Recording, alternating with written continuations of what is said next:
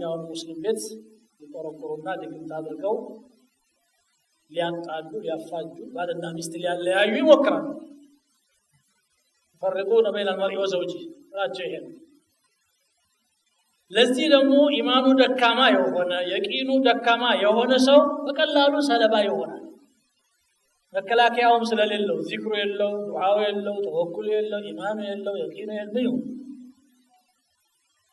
ያልሆነውም ይመስለዋል እንኳን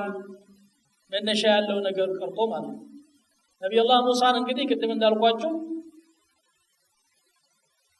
ድግምተኞች ተሰባስበው ሰፊ ሜዳ ላይ ቀጠሮ ተይዞ ድግምታቸውን መሬት ላይ ዘርግተው ከእጅ ጭምር ነበርና ቁሳቁስ ነው የሚታይ ነገር አለ የተለያየ ነገር ቀብተው ፀሐይ ሲመታው ያበረቀረቀ ጊዜ የሚርመሰመስ የባብ መንጋ ይመስል ነበርና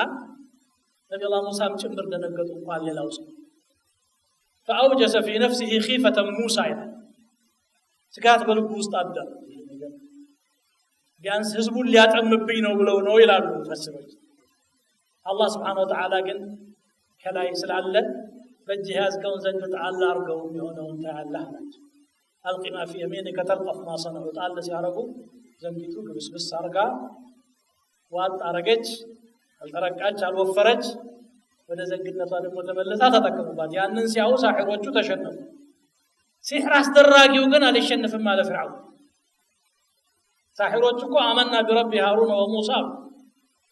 እሱ ግን እንዲያው ማስተማሪያችሁ እሱ ነው አለ ያው አጭበርበር እና መዋሸት ለምዶ አለ እሱ